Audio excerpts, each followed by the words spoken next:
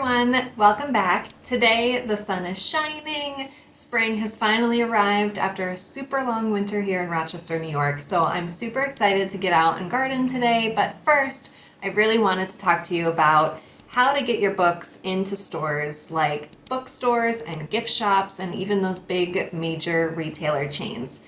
If you tuned in recently, you may have seen my latest blog post and video, which talked about how I self-published my book. And today I'm going to dive in a little deeper and show you my exact pitch template, how I track my outreach, and what I've learned about selling through both indie shops and large retailers. So let's get started.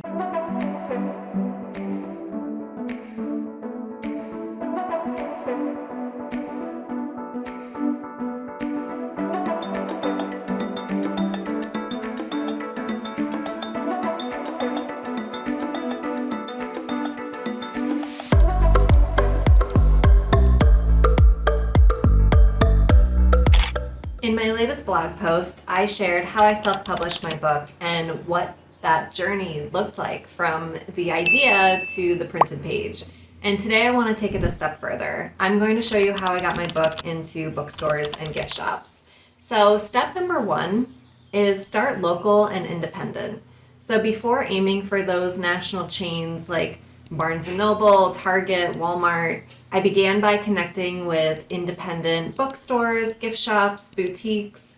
These shops often love supporting local creators, and many are open to carrying books on consignment or through small batch wholesale. So since my books feature a lot of businesses, let me grab a book really quick so I can kind of show you what I'm talking about. These are my mystery date books, just a couple of them. And each book features like 3 to 6 different local businesses, and it kind of gives people an idea of where to go on their date. And so my books, obviously, they feature a lot of local businesses. There's Hyde right now, otherwise I would show you, but they do feature a lot of local businesses. And so like when I was first starting to reach out to people, I obviously started with the ones that were mentioned in the books or those that were nearby those places. And I slowly started to expand by reaching out to bookstores and gift shops that I thought would sell them. And I kind of stuck within a 25-mile radius. And that's just because that's kind of what was more applicable to me. Honestly, it was super easy to find their contact information through their website, Instagram, or even their Facebook business page. So if you don't already know, like let's say you go on a business's website, you can't find their email address, they just have that stupid contact form, you don't know if it really gets to them or not. Try going on their Facebook page, and on the left-hand side in their contact section, like their little about section on Facebook, you can sometimes find their email address that wasn't on their website. You know, you have to do a little research, you have to do a little digging. And I stuck with either DMing them on social or sending them an email. And if I'm being honest, I was actually shocked to see how many businesses responded to my Instagram DM rather than an email. Like I'm the complete opposite. I don't really go on Instagram as often as I should, but I always pay attention to my email. And it's so much easier to keep track of things, so I definitely prefer email. But I've kind of stuck with what people are responding to the most, and for me, that has somehow been Instagram, but it's probably different for everyone. Everyone's situation is different. So, you know, for the most part, like I would start the conversation briefly in a DM, and then I would ask them if I could email them to like continue the conversation, since it's easier to send them attachments. My media kit, for example, like I really want to send them that. I want to send them examples of the book.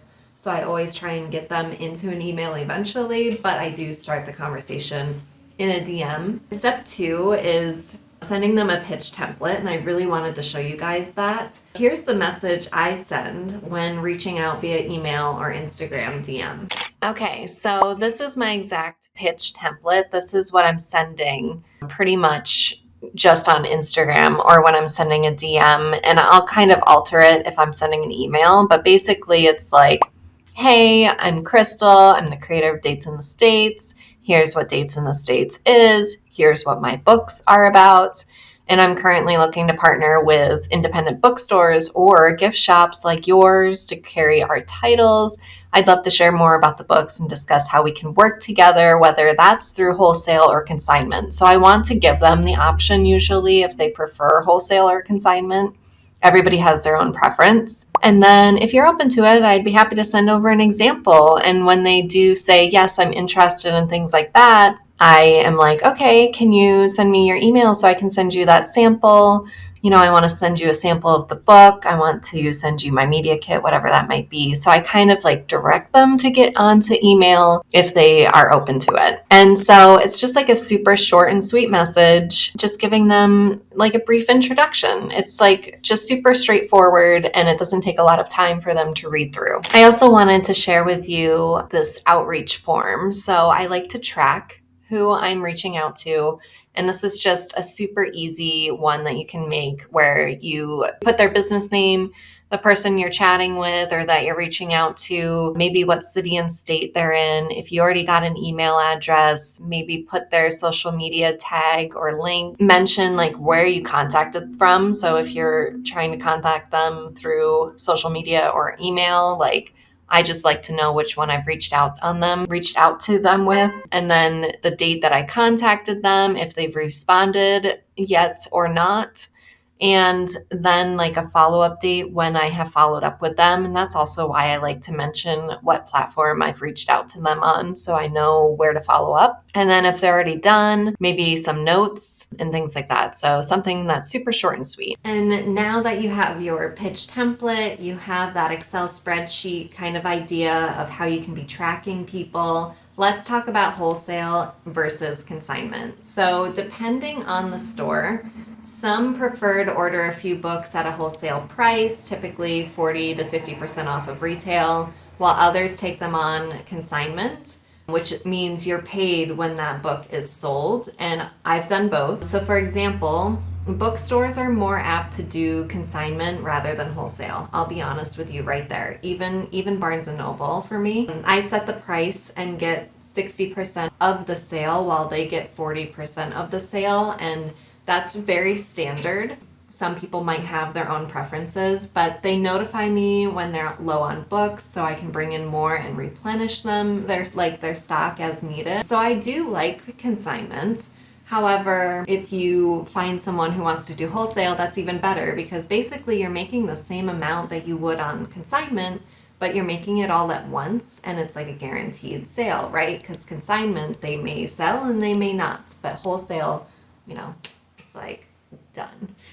And for me, that's like gift stores, restaurants, other businesses that want to be selling them outright to their customers versus bookstores. I just have found a lot of like gift stores and restaurants and stuff have preferred wholesale, which is great. They can purchase them for a lower price and then they can set their price point. So I always try and like pitch it to them like, you're purchasing the book for this price and you can sell them at the standard price, but you can also sell them higher. Either way, you're going to make back what you are paying me if you sell them all.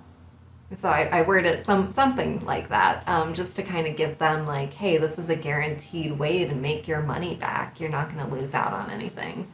And if you're unsure how to price a wholesale, here's that basic formula. So it's retail price divided by 2, which means that's the wholesale price. And then also like think to yourself, make sure your printing cost still allows for profit. And I'll be honest, I cheat. I plug this stuff into ChatGPT because I am not a math whiz whatsoever, never have been, never will. And so it's just really nice to like plug in numbers to ChatGPT or something like, I am selling my books for $25 a book. It costs me $7 to print and ship to get me each book. What wholesale price can I tell this business to pay me for 10 books or something like that? You can literally ask ChatGPT. It will tell you, and you can take it upon yourself to see, oh, I'm comfortable with that price. That sounds like a really great price. Or, oh yeah, that is way too low for me. Let's figure something else out. So it comes in really handy, trust me. And then our last step, I really want to take the time and just briefly discuss Barnes & Noble and those bigger chains, because that's the ultimate goal for a lot of us, right? Like we really want to get our books into these bigger chains so we can become nationally known. And It is possible to get into Barnes & Noble as a self-published author. Their local stores, they actually often carry books from nearby creators, and I never realized that until this year. And I got lucky. I was actually approached by a bookseller from our local Barnes & Noble at a book fair and got a meeting set up with them right then and there.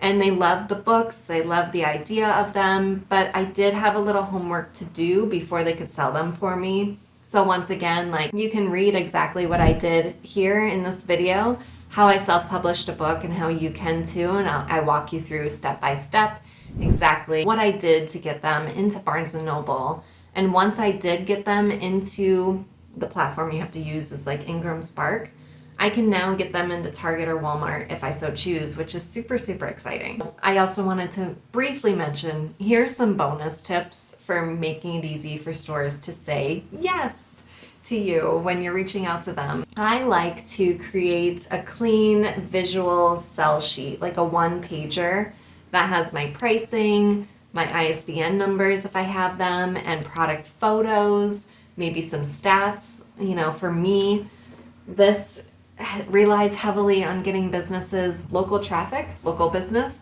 So on my one pager, I really enjoy putting my followers. Here's my demographics. Here's how many people subscribe to me. Here's how many views, engagement. I like to include that kind of stuff.